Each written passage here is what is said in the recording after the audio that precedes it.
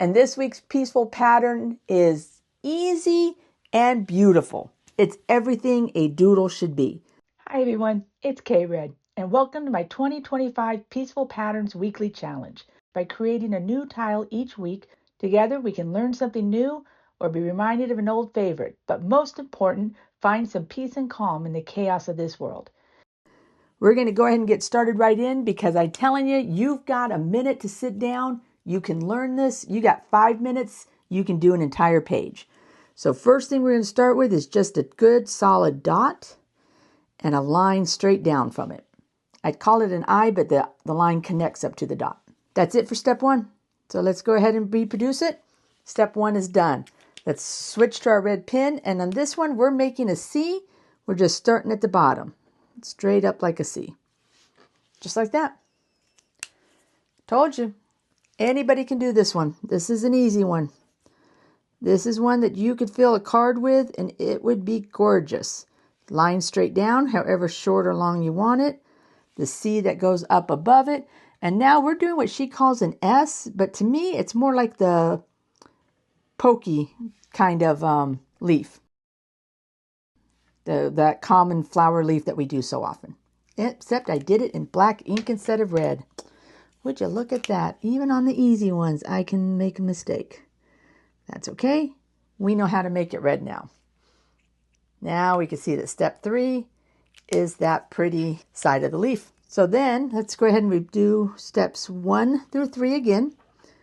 It's the dot, the line, the C, and what I'm calling a pokey leaf, I believe they called it an S. And then the very last step, we're already at the end, is a circle right here. Now the beauty of this doodle is when you put them all together and you see all the fun you can do with them. So let's do that. So let's start by drawing one. We're going to do a dot and we're going to go straight down. We're going to do the C, the S, and the circle.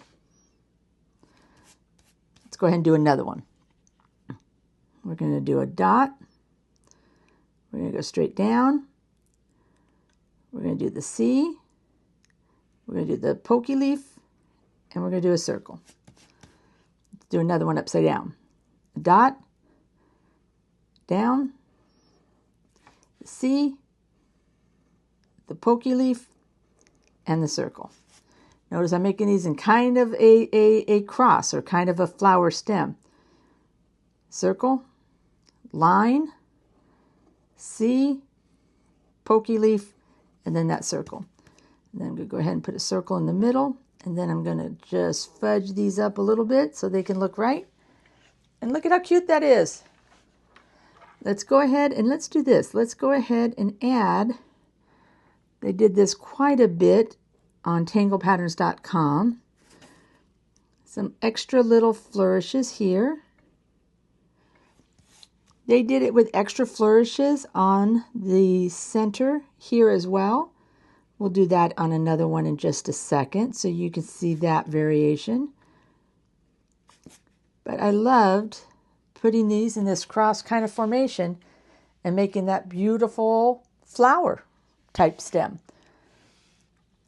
So let's go ahead and let's play on this a little bit more. Let's go ahead and do another one just off the side to it, and we'll just kind of continue on. Let's start, let's say maybe right about here. And we'll do a line. And then we're going to do our C, and I'm going to come right up to the top. And then I'm going to let this come all the way down to meet it. Then we're going to do our circle. I do like it with the extra little stems, so we're going to keep doing that. We can add some auras, both inside and outside, to kind of add to that, as well as doing auras on our circle. As many as you would like. And then we can just keep doing that. So let's do another one here. Let's do another one where it meets. Let's go ahead and let it meet right up into this point here. So we're going to do a dot here. We're going to go straight down. We're going to do our C, just like that. We're going to do our pokey leaf, slightly different. We're going to do a circle. I'm going to add maybe 3 more on each side, just oring it out. I'm going to add even more of these little stems inside. And then I think on this one, I'm just going to do a swirl in the bottom of it. Let's go ahead and do another one. So we're going to go ahead and keep working this card upside down. Don't be afraid to work your papers upside down. There is no right side up, there is no upside down. So as you turn your card, you'll be amazed the variations you can get just from that. So now I got to decide, do I want more auras? I think so. Let's go ahead and do a 3-1 again. 1, 2, 3.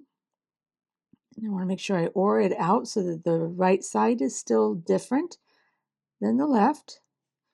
And then we'll add the circle right here. And I think I'm going to stick with the swirl in that one. And let's do these dots and lines that are in like a V. So they have a little curve to them. And look at that. We're continuing on and on. And when a pattern is this easy, I don't mind doing a bunch of them. Step 1, step 2, step 3, and step 4.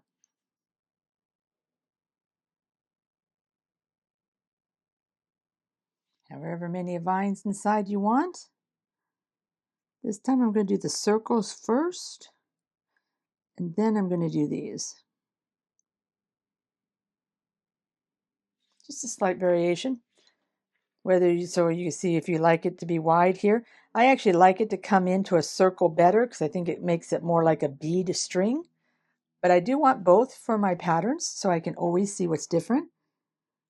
I'm going to add a few more circles in here and just kind of let that just be a center full of circles. Like that. Let's go ahead and we'll add one more off of it. This time we'll do it at a little bit of an angle this way. We'll make this one a little bit smaller.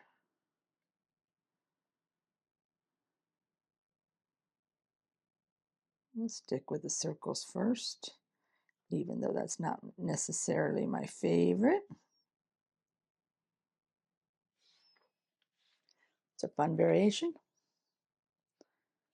And we'll add one more since we did 3 over on that side.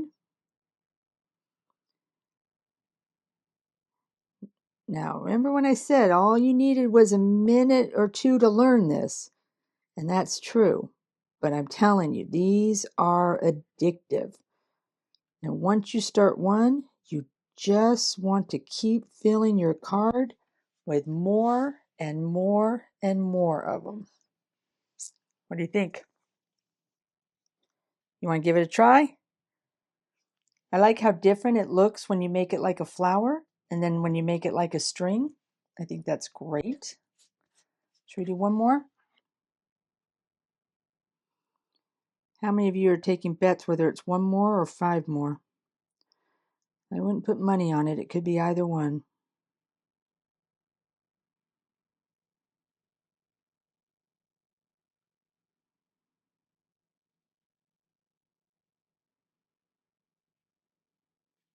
I think I'll leave that one. You know what? For this one, what if we do an example of what it looked like with a solid circle? These cards are all about the samples. So we're going to just go ahead and do kind of an upside down here angle, just one isolated by itself, just floating. So we're going to do a dot and a line, a C, the S, and the circle. Then we got to decide what we want to do. I think I want 1 aura, and I think I'll do a solid circle in the middle. And let's do one more pointing this way. Circle and a line, and the S. Give ourselves a couple more of those. Nice, good, solid circle. And let's do one aura.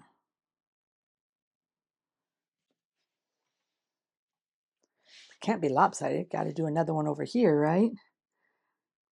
Let's just do it kind of right in line with it. C, S, circle. I'm going to aura on the inside this time.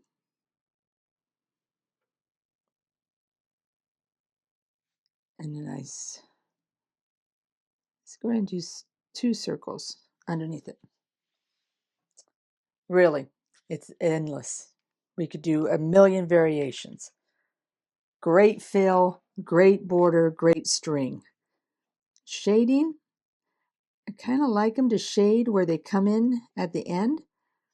It's always one of my favorite places to shade, especially if I'm not real happy with where my pens end and take off. Sometimes, especially if I'm talking through these or I'm nervous on how they will turn out, I'm just not as happy with them. If I'm by myself and I'm just doodling and there's no recording going on, then I tend to be a little bit happier with how they turn out. But if you add some shading right by where they come together, then that really can do a great job of kind of masking the part you may not have liked as much.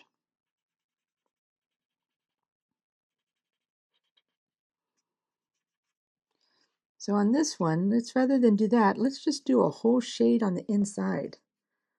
And we'll do it on this one too.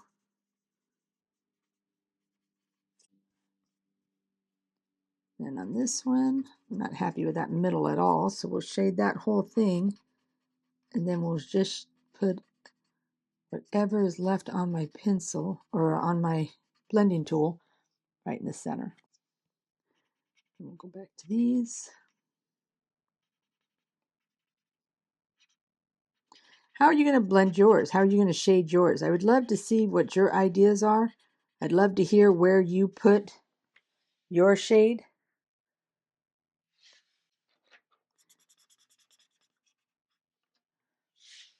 What do you think? Hard to believe that these 4 steps can easily create this, and I can easily see a page being filled with this. It's called Disco. It's quick. It's fun. It doesn't take a ton of thought. It's by Mina Sale. We have done some by her before. I am a big fan. She is a CZT, and I, of course, found it on tanglepatterns.com. What do you think of Disco? I love it. I'm thrilled with it. I'd never seen it before. It's a brand new pattern to me. And that is what's great about this Peaceful Patterns. During these Peaceful Patterns, I'm learning each week a new pattern. Some of them are a reminder of ones that I have learned long ago and use often. Some are brand new to me, like I've never seen before. I may have seen this in somebody's work before, but I had no idea what it was or how to make it. Brand new to me. You have other ones on here, like I think this is Bales. Yeah, Bales. I've used it from the beginning. It was one of the first ones I learned. Here's Beard Flower. This is one that we've done just recently. Brand new to me. I'd never had any idea how to make it before. So that's the joy of Peaceful Patterns. I've been having so much fun doing it throughout this year. We do a tile each week or a new pattern each week. Occasionally, if they're super simple, we'll do a couple. That's right there is Riggle, another one that was brand new to me and great fun. So thanks for being here. Thanks for watching. Please subscribe if you want to see what next week's pattern looks like. Doesn't cost anything, but it does wonders to my little channel to help it grow. Thank you for everything. Stay safe. We'll see you next week.